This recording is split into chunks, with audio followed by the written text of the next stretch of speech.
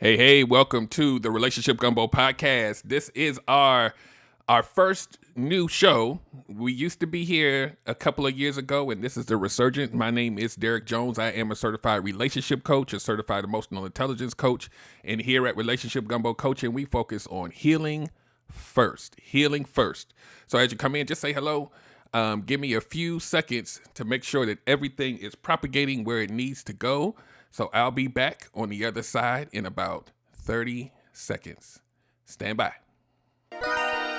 Okay, everybody wants good love, that's true, I know. Derek Jones about to break it down with the Relationship Gumbo. Welcome to the podcast. Ain't no doubt we all need this, cause better relationships need better ingredients, so if you want better relations, it's about communication, finding love, staying together. We all wanna make it better, yeah. Derek Jones, the host, your relationship coach. Thank you all for tuning in. Relationship Gumbo,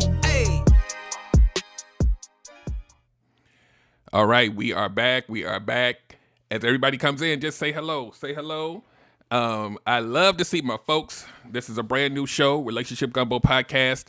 Like I said before on the other side of the video, this is not my first show, but it is definitely new. I'm not new to YouTube or Facebook or any of that stuff. So we just going to do what we normally do. If you haven't seen me before, again, I'll repeat, my name is Coach Derek. I am a certified relationship coach, a certified emotional intelligence coach.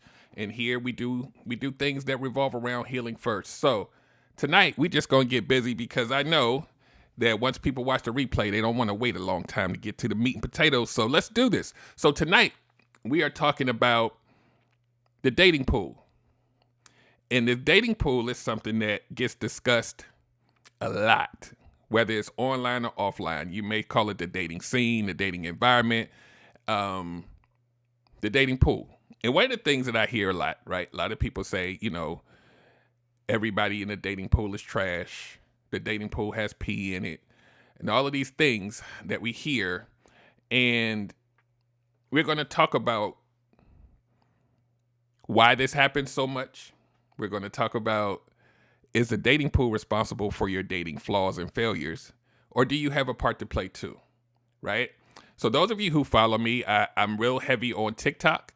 So if you want to find me there, I believe the tag there is relationship underscore gumbo.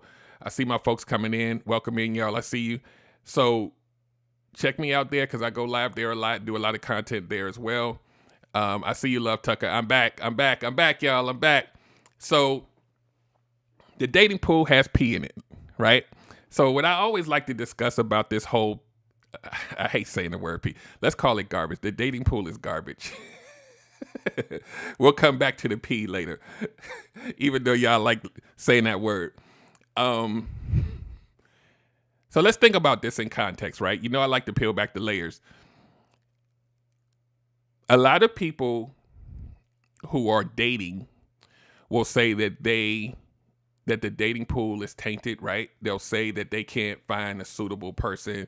There's not enough good people, no matter what gender it is. Every gender is complaining, right? There's not enough good women. There's not enough good men. There's a shortage of people that want to commit and all of these things, right? So I do want to make one disclaimer. Tonight, I'm only talking about people who seek to have long-term relationships, partnerships, or marriage. If you happily single and never want to meet another human being, you're not the audience tonight, but feel free to listen because I don't want you to type, "We ain't all like that," before you do it. So if you are dating with intention and the dating pool is trash to you, it has pee in it and all of these things, and there's no good suitors. But a lot of times people who use these absolute statements are still dating in the pool that they hate, right? So the only reason to do that is either it's something that you're just so used to doing. Maybe you still have hope that you might find that person. And if you do, then your language needs to change, right? If you have hope and you're still out in the dating pool, then you can't keep saying everybody's trash or you'll just keep receiving trash. That's how the universe works. right? It's like an affirmation that you speak. Everybody's trash. The dating pool has pee. Everybody's horrible, but you're still dating. If that's true, if it's everybody, then that means you're enjoying dating horrible people. And we know that's not true, right? So let's talk about this. Let's peel back the layers. So if you have a problem with a lot of dating failures, we have to peel it back. We have to dissect it a little bit. That's the only way we're going to get to somewhat of a possible success story, right? No, we're not all guaranteed to have this, grandiose relationship that we dream about. But if you partake in this thing we call dating, there's a couple of things you need to consider before you start shouting from the rooftops that everything and everyone is trash. Number one, and I've said this for so many years, what part of you is doing the picking? Because we all think we're great until we look at our dating experiences and our dating history and our relationship history, and it doesn't look so pretty for a lot of us, right? We're always the hero in our story. Until you peel back the layers and you look at how you date, why you date, where are you emotionally? Have you dealt with anything that may have traumatized you, right? When I say what part of you is doing the dating, what I always liken this to, and I teach this in my coaching platform, sometimes there's a version of you that lies underneath the surface in your subconscious, right? There may be a little kid under there that's picking your partners from a traumatic space that you don't even realize it. All you see is the end result. I keep picking the same type of people. And you know what's something else y'all always say? Why is a certain type of toxic person always attracted to me? I'm so tired of them always coming to me. And I always tell you guys this on my lives. A lot of this stuff is going to be repetitive until y'all listen to me, right? People being attracted to you don't hurt. It's never hurt a soul in the history of man that a toxic person was attracted to you. It doesn't hurt. So that's not your real complaint. Your real complaint is that you keep spending time with these toxic people and it becomes a pattern and you're tired of that pattern. Them being attracted to you means nothing because you have the right of refusal of that attraction, right? It's that you spend time there that hurts. So the meat and potatoes of this is, how do I meter how many of them I entertain so that the pain lessens or goes away?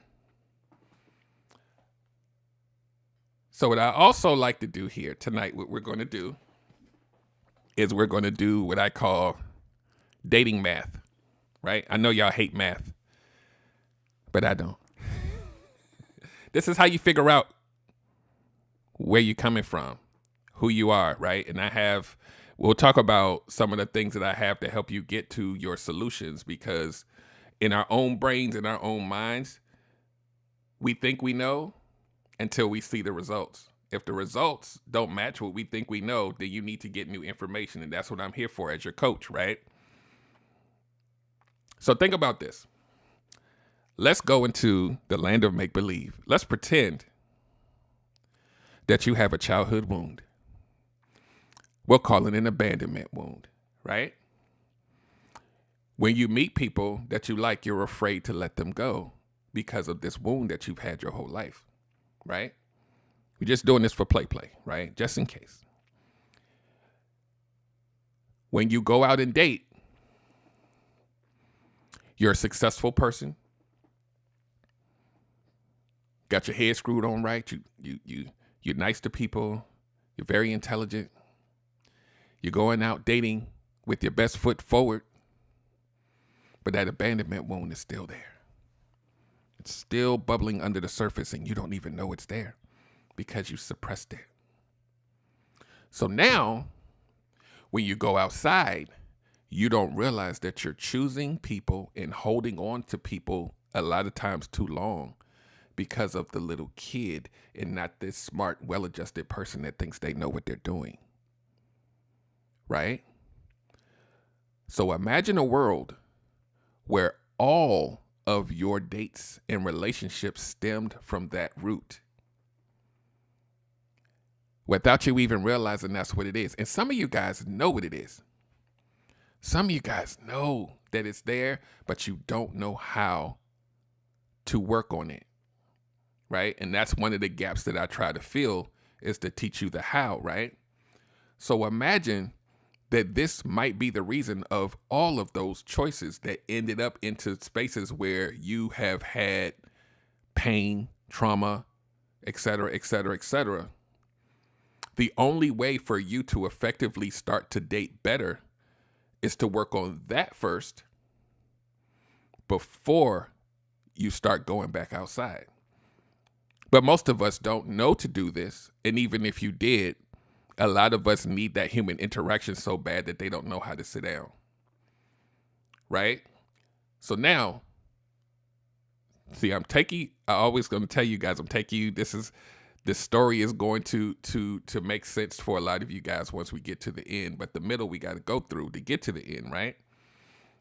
So let's say you have this abandonment wound.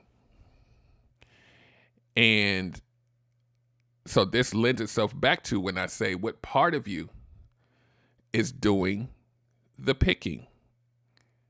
Well, that's the part, right? And some of y'all have many parts. It's not just one, right? If that part is picking, then you're always going to pick this way, right? This is the math equation. If that abandonment wound, the inner child, is picking your dates for you, whether consciously or subconsciously, for most of us, we're asking questions like, why do I keep picking like this? And why do I end up with these type of people all the time? It's because you don't realize which part of you is doing the picking. So now, if this is true, and you do not recognize it or acknowledge that it's there, no matter how many books you read, no matter how much coaching you get on how to date better, I'm emphasizing these words on purpose, how to date better, not heal, but date better. No matter how many boundaries you think you can put up, it's not stronger than the trauma that you have not addressed. It won't happen. The only way, which a lot of you are making these decisions now, right? And maybe probably throughout history, but it's happening a lot more now. The only way to not get hurt is to never date again. And a lot of you guys are making that decision. I will just never date again and then I'll be okay. But guess what's still inside you? The trauma. So did you really win? Because I'm not going to tell you that you have to date someone. I'm telling you, you still got some stuff to work on. And I always tell you guys on all of the shows that I do, if you question whether you need to or not, look at your dating history and results. And the results become the receipts that tell you that you need to heal. Right? So back to our path. So now you realize, aha, I have a wound. I understand it. So then you need to, at this point, start looking at, okay, how do I address it? Some of us, most of us, I won't say some, most of us can't do it alone. So you're going to have an outside party help you out, therapist, coach, whatever, right? So now we're going to pause. We're going to come back to the journey in a minute. So think about this. This is normally what happens when we're hurt. We start to develop a fear, right? There's a lot of us that have a fear of going back outside and dating people, right? Yes, I said outside. Yes, I said outside. That means leaving the house, going outside, meeting humans. Yeah, I know. Ooh, right? So then what a lot of you will say is, but I don't know what they're going to do to me. I'm afraid that they're going to lie. They're going to cheat. They're going to steal. They're going to manipulate. The representative, and I'm not going to know that it's there, right? I'm scared of them. I'm scared of them, right? This is one thing that I always tell you guys too. These are the questions that I would ask you as a coach, right? At what point in your life, right? And I'm going to say it real slow. At what point in your life were there not bad people outside? Name an age where there weren't bad people outside. Now, if anybody type of age, we got a problem. Type your age that you were when there were no bad people outside. Like of any type.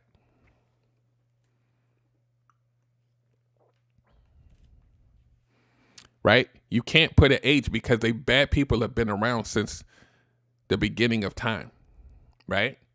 So does that mean that we do not live our lives? Do we not go outside? Do we not go to school? Do we not go to church? Do we not raise kids? Do we not do all of this stuff because there's so much bad in the world? Or do we learn how to navigate it? Right? It doesn't mean we'll avoid it. We learn our lessons along the way, but they never went anywhere. That's also the dating pool. That's also crossing the street and learning how to cross the street and not get hit by a car. That's also people that are trying to, steal from you and being aware where you are outside and situationally aware. You've learned how to look around and make sure you're safe, right? But for some reason, when we date, we don't look, we don't feel, we don't smell, we don't touch, we don't.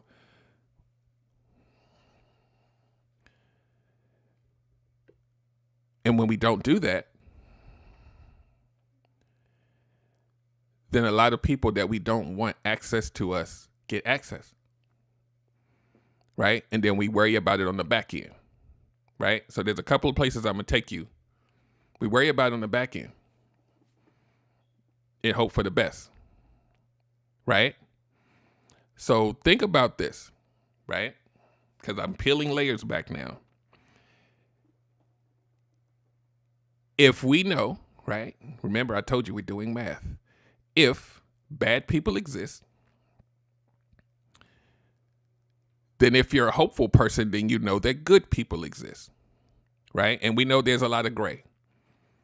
Bad people exist, good people exist, right? Because you're one of the good. You're going to say, I'm good, right? Well, some of y'all will. We know how y'all. Some of y'all, most of y'all will say you're inherently like a good person. You care about people, blah, blah, blah.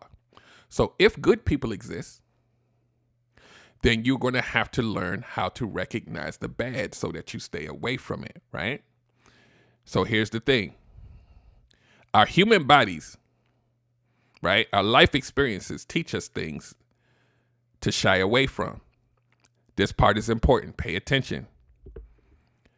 When we feel pain, when things don't seem right, our body alerts us to them, right? Ladies, your intuition, right? You're matching behavior and words and they don't match and you realize it, right? Somebody talked to you in a certain kind of way and it doesn't feel good, right? The communication is really horrible and you know you shouldn't be there. We know what pain feels like. We know what discomfort feels like because we felt it many times in our lives. But when it comes to affairs of the heart, when it comes to dating, your triggers, your traumas, your issues, nullify those senses. So if those senses are nullified, you will always complain about everyone you date because you don't know how to discard them properly. So this is where understanding those traumas and those issues and managing them better opens up the senses for you to detect these things better. Is it perfect? No. But you're damn sure going to allow better candidates in, and you won't have so many complaints because you know how to discard them. I teach you all of this here at Relationship Gumbo Coaching because I want you guys to understand that the fear that you have when you get petrified and you just, oh my God, everybody's going to hurt me. That's not about them. We know bad people are outside. we have to gate access to who we let in. It's who we let in that hurts us. It's not the dating pool, because it's just out there, right? So now, when you realize that maybe some of your issues, right, and we cited abandonment wound, right, as one of the things, right? Once you understand that, then you now know the part of you that is assisting and aiding in nullifying your sensors, right? Because if something goes wrong, right, but your abandonment issue, the little kid, the little girl, the little boy comes up and says, but wait, we have to stay because we don't want to be by ourselves. Wait, we have to stay and grab onto them and forgive them for the thing that they did in week 2, because what if they leave? Then we'll be by ourselves again. Then we got to start all over again. I'm tired of dating. I'm going to just grab onto this one because at least I know the crazy dysfunctional stuff that I'm dealing with, even after 2 weeks, is just after 2 months, after 3 months, you can't leave because you're not in control. And when we're operating at these deficits, because of the things we've been through, we stay too long. We let things go by that we shouldn't. We don't advocate for ourselves. We avoid conflict because all of those things hinder us from leaving, from choosing us. So the math says, if everything I'm saying is true, the only way for you to date better or even show up better or be a better version of yourself is to work on you. That's the only way to do it. So if you haven't done that and you complain about everyone in the dating pool being garbage, I'm going to call you out. Because there's a very big chance that you are entertaining people that should have never been off of the first phone call. You too can learn how to see these things coming because now you have a coach, right? We can figure these things out. And it's not as difficult as you think it is once you started your healing journey. You see how I did that? Once you start working on healing and you stick by the things that you say you will and won't do, it's going to be very easy to discard people. The only pass you get is you get the pass to be frustrated because it's taking a long time to get what you want. Everything else, stop. Right? Again, I repeat, your pain doesn't come from who you meet. Your pain comes from who you entertain.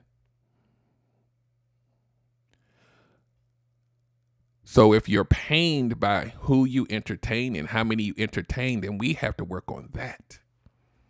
That's your pain point. You're allowing people in that shouldn't be there. So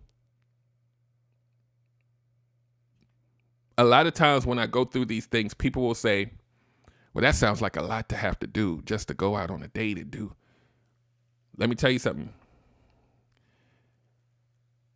If you have a goal of being in a long-term relationship, you can set yourself on a path to achieve your goal, right? So now think about this in context. You have grown up to your big age with all your life experiences, all your relationship hurts, all of your family stuff, all of your work issues that created you into what you are today, right? A lifetime of stuff, good, bad, and indifferent.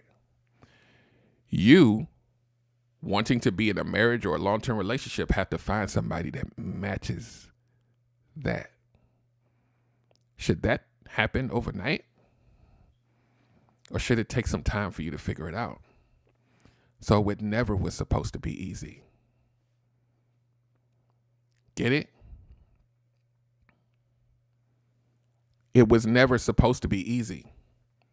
Some people figure it out sooner than others, but it was never supposed to be easy because you have to qualify and vet these people. But guess what? You won't qualify and vet them if you have wounds, if you have trauma. You won't do it. You'll try until they do that thing you like, until they buy you that gift you wanted, until they take you to that restaurant you always wanted to go to, until they take you on that vacation. Then it goes away.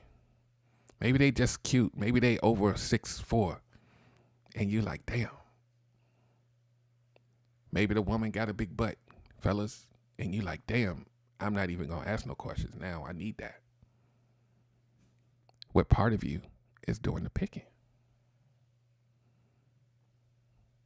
We got to think about these things, guys. Because if we don't think about these things, if we don't look at ourselves, where we stay, I'm gonna give you a little exercise, right? That I tend to kind of do on my shows, but I want, I have to assume at some point there's gonna be some YouTube folks that's not from TikTok that come on here. So this is for you guys, because everybody else on here that heard me say it a million times. This is how you start. Let me read a couple of the comments. Coach Michelle Monet is in the building. People think love is easy even after knowing the creator of love showed sacrifice and the work. Yeah. And she also said it's more to do trying to heal from that instead of doing the work first. Yeah. It's so this is what I always try to like for you to do. And this is kind of like a little snippet of the coaching, right? What I typically do is I will listen to you have the complaint, right? The dating pool is the problem. It's not me. I'm a good person. It's just so hard and everybody's trash. And oh my God, it's just so horrible, right? So then I take your complaint. This is how I dissect you. I take your complaint. And so I'll make my disclaimer that I always do. I will be using a woman for this illustration, and it is only for illustration purposes. I am not picking on women or men. I am just painting a picture for you for understanding. That is all. So let's say a woman comes in and says, there ain't enough men out here. They're all bad. Notice the words I'm using. I'm going to emphasize them. No men, all bad. Every man that I meet treats me like crap. They don't even pass the test, right? So that makes me believe that the dating pool is just trash and it's garbage and the pee is just so much pee and all this, right? So the next thing I'm going to ask you is, in the past 6 months, how many people have you went out on actual dates with? How many? Right? There's going to be a number, right? Let's say that number is 6. Let's say you dated one person per month for the past 6 months, right? You went on a date, didn't work. It was trash. It was everybody's trash, right? So what happens in your brain is that your bad experience becomes your world view. This is why you use absolute statements, because you believe that those 6 equals 100% of the population. It's not true. So now what I would then ask you is, you went out on dates with 6 people. Maybe it was 1 date, maybe it was 2 dates, maybe it was whatever, right? Cool. Diane in the comments says 0. We're going to come back to that.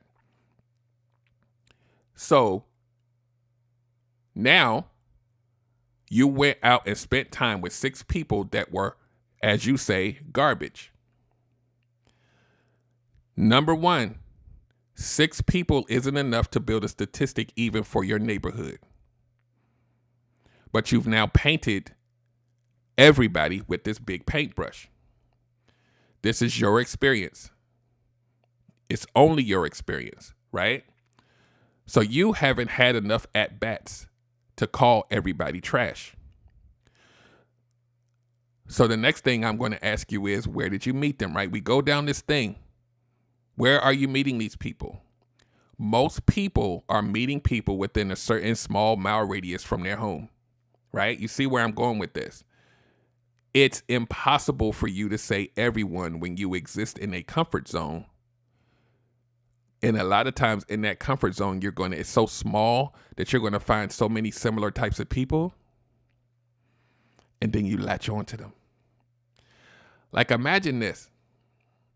Imagine a world where everybody you meet is trash. Everybody.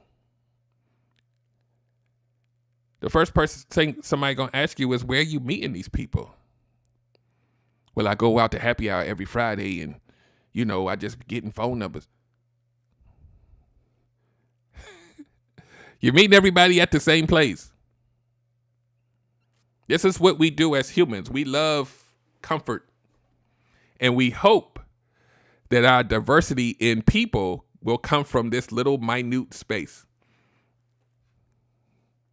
Let me read some of these comments. Venus, all things self-mastery, says, can't complain about the pools you're choosing to swim in. Right. John Singletary said, it's your decision to make bad experience speak for all experience when we don't often allow good experiences. Create the same standard of absolutes. Exactly. And Coach Michelle Monet says, statistically wise, we will only encounter 10,000 out of the 8 billion and only have personal relationships with 1%. Right. So think about this, right? If you have a habit of only going to certain places, right? And that doesn't even mean that you're going to meet somebody every time you go, right? So now it's only going to get a certain amount of hits, right? And when I say a certain amount of hits, let's go even more granular than that. In this small radius, they also have to be your type. And I know some of you are going to be like, I don't have a type. Stop lying. You're gonna find somebody that you're attracted to, right? So they got to be, a lot of y'all, they have to have a certain, maybe a body type or a height or some kind of aesthetic. Then they made the personality has to be a certain thing in order for you to even, right? Okay, let me back up. Some of y'all would just go out on dates with anybody, okay? I'm not talking about you. A lot of us have preferences, right? There's certain things that we like. There's certain things that kind of get even if you're a sapiosexual, right? There's a certain type of intelligence, right? They gotta show that to you in order for you to be really interested enough for them to be somewhere out on a date with you, right? And I'll give you one date to qualify. I'll give you a bunch of phone calls and one date, right? So now this person has to also like you. So now the pool gets smaller because you're not going to go outside this radius. They got to be your type. They have to have the personality you like, and they have to like you back. So now we're talking even smaller because you're not going to go anywhere new. Then when you do meet them, the chemistry has to be there because I know how much y'all like being on the phone, but once you see them in person, it might be a little different. There's so many variables that make your comfort zone almost impossible to find the person that you say you want. Yeah, Michelle Monet says the 1% goes way down, so absolutes can never be right. Exactly.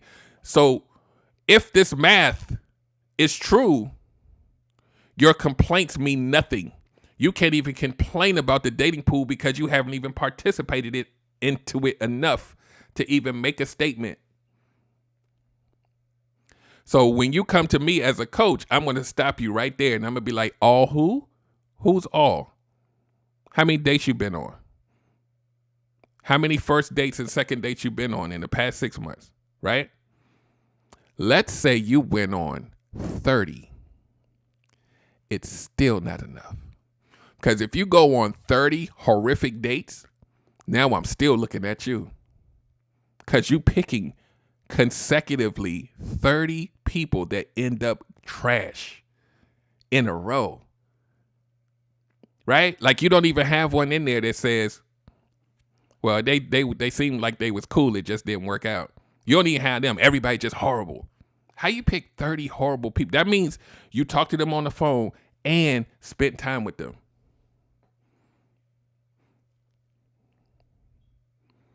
everybody gets that? So now we got to talk about your vetting process and how you qualify people and the questions that you ask and all of these things. We will find the leak because it's in there. And a lot of these people you went on more than one date with. These horrible people, right? People, pay attention to what I'm about to say. People who don't align with you are not hard to spot. People who don't align with you are not hard to spot. The reason why you feel like you can't and I'm not saying that you're going to know if the relationship will work or not when you first meet them, but you can definitely try to qualify some things that show whether they align with the things that you are looking for, right? The reason why a lot of you will say, I just didn't know that they didn't want kids, or I just didn't know that they ate meat and I'm a vegan. How's this possible? And you're on the third date. These things matter to you. You know what you say? Well, I didn't want to ask too many questions because I didn't want to scare the person off. I wanted to spend time with them. I just didn't want to scare them. They said they don't like a lot of questions. And you just let somebody run you. You just let somebody snatch away all of your qualification points to get your time that they should never have gotten.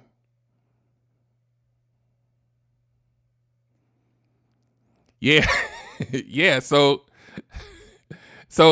Michelle Monet says the leak, hold on. Boogie said it's not hard at all. The leak should have the word me super subscribed in it. Yeah. So look, guys, when you get coaching, right? And you learn how to qualify people better. When you learn that there's some things you need to work on that you didn't even know was participating in your ability to pick, right? Those of you that are like, oh, my picker is off, you probably need to heal. We're going to start there. There's something in there that's making you do it every time. Remember, the only reason why you would feel pain from having a bad picker is that you are entertaining them. But you'll mince your words and say, I don't know why I attract toxic people. The attraction isn't the problem. I said this earlier. We have to rewire how we think about the things that come out of our mouth because it means something. People being attracted to you are going to happen if you was outside in a sweatsuit at the bus station, at the gas. Ladies, you know this. So we have to think about the things we say because it points to our issues. So now it becomes an issue that's in the mirror.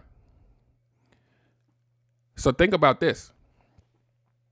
If I have these things that are making me and allowing me to pick poorly every single time, and I have this issue, and there's tumultuousness that comes with it every single time, and you have chosen not to work on it, you too are the P in the dating pool. You should not be there. You should not be there. Right? Like, let's say you went on 10 dates and they was all bad. After date number 10, you better sit down and readjust and figure out some things. Something's not working. And it can't be that every single human being is bad.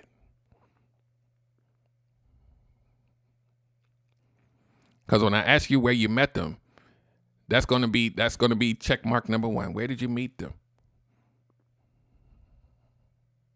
Right? You could say I met them all online, right? Then this is what's gonna say. Online dating doesn't work. Because everybody I've met online is trash. Right? Watch what I'm doing here. We were just outside. Now we're online, right? Let me tell you the similarities. You should still be vetting and discarding people no matter where you meet them. So we're still going to come back to you spend too much time in the wrong places. That's why you say it doesn't work, right? This is an absolute statement.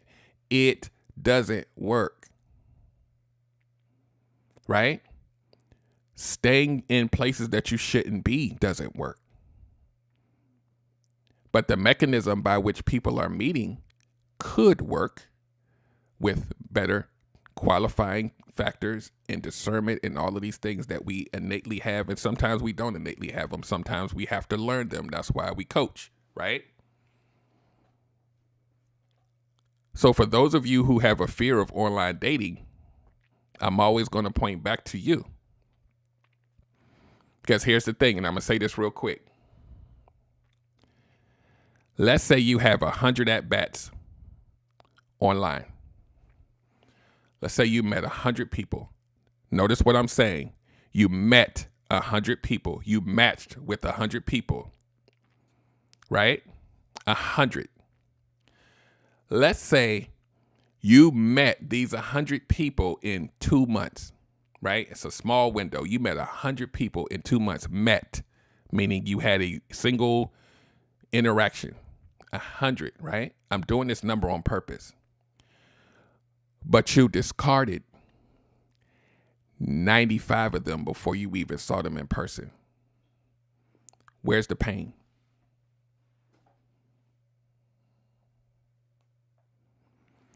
What you've effectively done, if you've had interaction and met more people than you ever would have outside.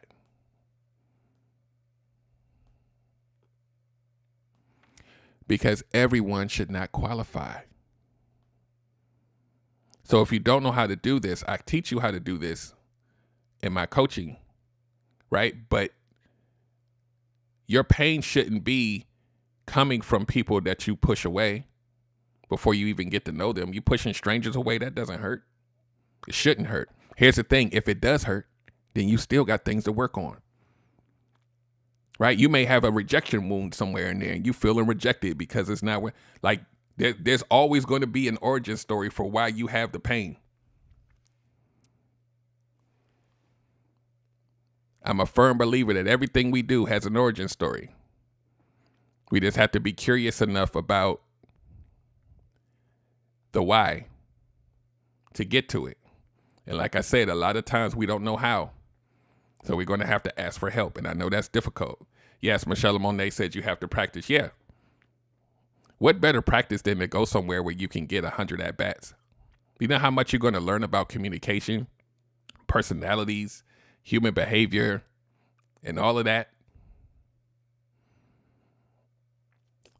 It's going to grow exponentially if you have a vetting system, if you have standards and discernment and all of that.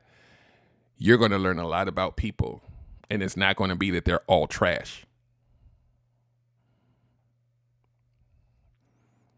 I do have a workshop on finding. I have several. I have workshops on how to start your healing journey, how to do shadow work and looking at your subconscious and the childhood wounds and figuring out your attachment styles. Attachment styles are a lot of the meat and potatoes of why you pick who you pick, but a lot of those attachment styles come from childhood. So the workshops, they interlink with each other, right? How to create healthy boundaries. I have a lot of stuff to help you unearth these things. And then past the healing point, I have things that help you date better, prepare to date better, recognize things like body language and sentence structure and word choices. And I break all of it down for you so that you don't have the excuse anymore that you keep staying places because you're going to see it quicker. Imagine a world where you can see it quicker, discard them quicker to get you to the person that you want quicker. The reason why you never see the good people is because we're staying too long with the toxic ones, right? So now, think about it. Let's do this. Let's do this real quick. So let's say there's a good person over here and there's a good person over here, and they should meet, right? But neither one of them has healed from their trauma. So because of this, the trauma is going to pick their dates. So they're going to both, good people, spend time in places to feed the trauma. Right? They're going to rinse and repeat this behavior. Guess who's never going to meet each other? These two. They're not going to meet each other because they can't sit down. So again, let's go into the land of make-believe. Imagine a world where you took time to work on your stuff and your vision changed because it's coming from a healing eye, and you don't spend time in places that don't feel good. Right? You're qualifying candidates and you're only letting people in that qualify. Now, that path doesn't look like this. It looks like this. Only certain people can fit in there.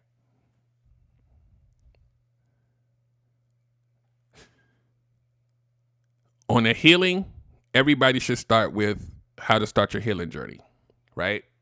Some people who have done a little bit of work, I'll tell them to start with the shadow work. But on my website under workshops, if you go under the healing ingredient, because I have each level of training that I have as an ingredient, because Relationship Gumbo. So the ingredients that you need and pick will help for you to create your own relationship gumbo of the things that's going to help you create a better version of yourself, right? So think about this, right? Because we're going to come on the downslope here in a minute. By definition, if you choose to work on you, and I'm not talking about this play working on you that a lot of y'all do at home and you sitting down watching Netflix. I'm not talking about that. I'm talking about building new habits, behaviors. They don't happen overnight. That's why we have to work, right? Not sit. Not tell your friends you working on you, but actually do work to help you understand yourself better. Think about this. If you work on you, right?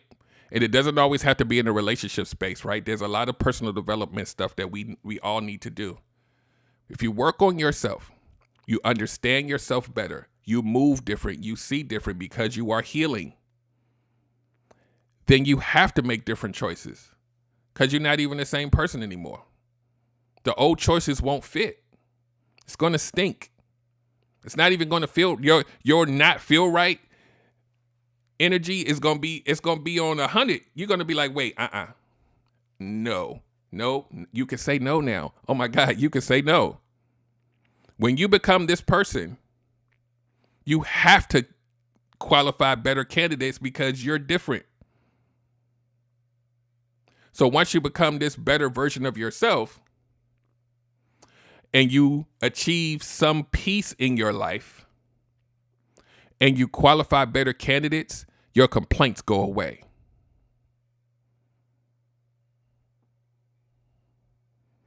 Because you're still the same person that lives in a world of bad people. You're just not entertaining them. So you have no complaint now. Now you'll start to say things like, I'm enjoying dating. I only went out once in the past 3 months, but I did not have a horrible experience. It just didn't work out. That's not to say that you won't have bad experiences, but it should be less. Why? Because you're different now.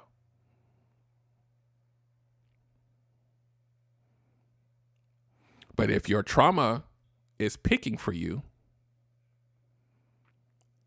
9 times out of 10, some of y'all hit the lottery. Some of y'all will stay in some dysfunction for like 90 years, but you're still going to suffer in silence because it's not aligned with you. It's aligned with the inner child. They're screaming not to be abandoned. They're screaming not to be rejected. That's what you're aligning with.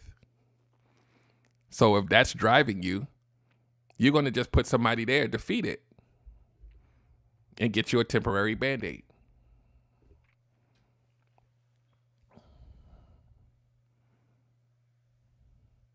And this is what happens, right? We're going to take a little tangent. This is what happens. Pay attention. When you pick from this space, you will go into your dating scenarios with weakened boundaries. Your boundaries have to be weak in order for the trauma to take control. Pay attention. When you go into a dating situation with weak boundaries, weak discernment, weak standards, weak deal breakers, because your trauma is feeding, you will get into a situation where you will say, I was in a relationship with a narcissist and I never saw it coming. I did not know this person that showed up a year later. I did not know. Your body knew, though. The things that trigger you to try to defend again, like it knows. Those things that we went through in our lives, they're really strong until we learn that they're there, and then we can start to manage them better so they don't pick for us. There's no human being on the planet that can pretend to be something for 2 years. You have to be nullified in order for you not to see it. I always get people that'll say, oh, my husband or my wife is a horrible communicator and I hate it. I want to leave. They don't respect me. And I'm like, when did you know they didn't know how to communicate? 2 years? They horrible communicator. When did you know that it didn't? When? Well, I knew in the second month.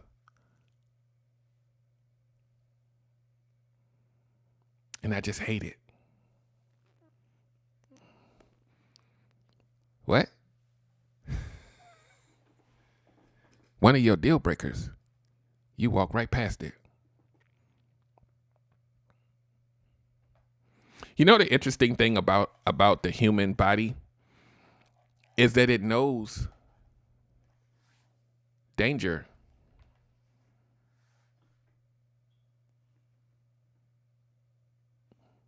Right? We go through life and we experience things and we know discomfort.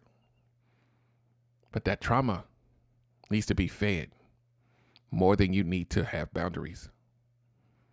So if what I'm saying is true, you only really have one option. Work on yourself. Heal. Because if you truly want a long-term relationship that lasts a long time, you're going to have to work on it like we all do.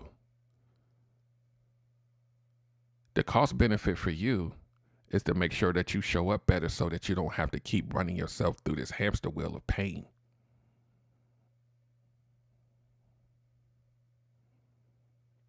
Because it sucks. Because we innately as humans want to commune with other humans. It's in us. So when we know we need to sit down, we don't. And those of you that are choosing to sit down for the rest of your life, but still would like to have something, you're torturing yourself. And again, I'm not talking about the people that are saying, I don't want to meet another human being and I'm going to be by myself for the rest of my life and I don't care about none of you guys. I'm not talking about you. I'm talking about the person that's sitting out, knowing that they want a relationship and all they're doing is sitting. Refusing to work on the things that are causing you to get yourself into these situations.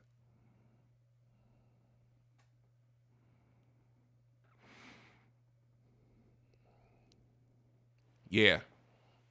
It goes deep, but on the other side of this healing journey is a redemption story for you. We've all stayed, well, I won't say we all. Most of us have stayed places longer than we should have. And guess what? Here's my PSA of the night. Most of the reason why we stay too long has nothing to do with our partner.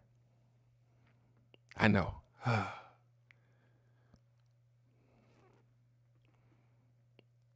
It's not because the narcissist found you that you stayed.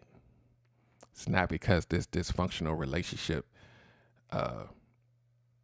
didn't hurt and you just didn't see it coming. You lived in it. You accepted it. You normalized it. The fact that you stayed has nothing to do with your partner. Once you realize this and you step back through your relationship, marriage, whatever history, and you say, I stayed and it wasn't because of them. Some of y'all will say you stayed for the kids. We're not going to get into that. Maybe on another show. Some of y'all stayed an extra 20 years for the kids. The kids grown as hell, right? It's not because of your partner that you can't detach. And it's not love. It's something that was there before you met them. So that's what I tap into with Relationship Gumbo coaching. Who were you before you met them? And was that person ready? And how long have you been this way? Because if you do not understand it, you will repeat history. Some of y'all got like 5 narcissists under your belt. Like, not just 5 bad dudes, 5 of the same type of dude. Men too. Men, we know when somebody's got some things to work on and it's just a little off the hook. And we be like, I like a little crazy. Okay. Let me know how that works out for you. Little crazy don't always stay little. You had to learn the hard way, right? Ladies do it too. I like a little edge. I like to know that he had a little bit of whatever. He gonna check me and all that stuff y'all be saying. He need to be checked and handled and all that. Go ahead and keep looking for people that can check and handle you. You gonna. Sometimes it works out, but just be careful.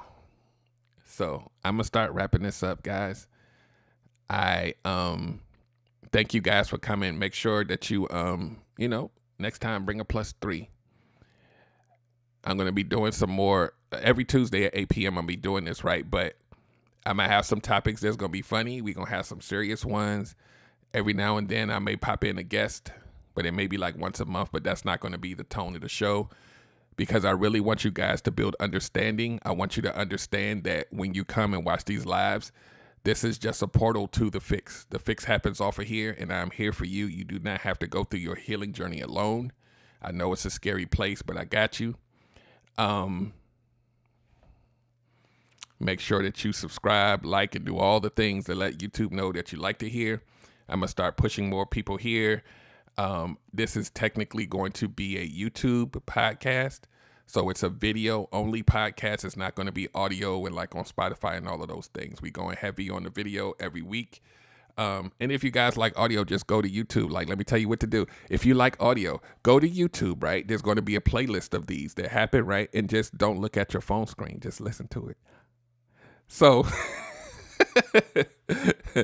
thanks, Creating a Life. So come back next week. Make sure you subscribe. Click the notification bell. You're going to see me talking about this all the time. I'm trying to build the YouTube subscriber following up to starting with 1,000, and then from there we only go up. But I'm trying to get there. So if you haven't subscribed, make sure you subscribe, and you'll start to see some things pop up. Relationship Gumbo's going in a great direction. We're focusing on healing. I'm taking that healing banner and I'm putting it on my back like a cape. We about to go get this in. So if you need help, if you need to start your healing journey, you don't know how, please contact me. Go to the website. I think it's below me here, relationshipgumbo.info. If you follow me on TikTok, inbox me, but just find me and say, hey, I don't know what to do, but I need help. And then I'll take it from there. That's all you got to do. And I'll see you guys next week. Same time, same place. Let me see if this thing works. See y'all later. Okay, everybody wants good love, that's true, I know. Derrick Jones about to break it down with the Relationship Gumbo. Welcome to the podcast. Ain't no doubt we all need this, ayy, cause better relationships need better ingredients, ayy. So if you want better relations, it's about communication, finding love, staying together. We all wanna make it better, yeah. Derrick Jones, the host, your relationship coach. Thank you all for tuning in. Relationship Gumbo.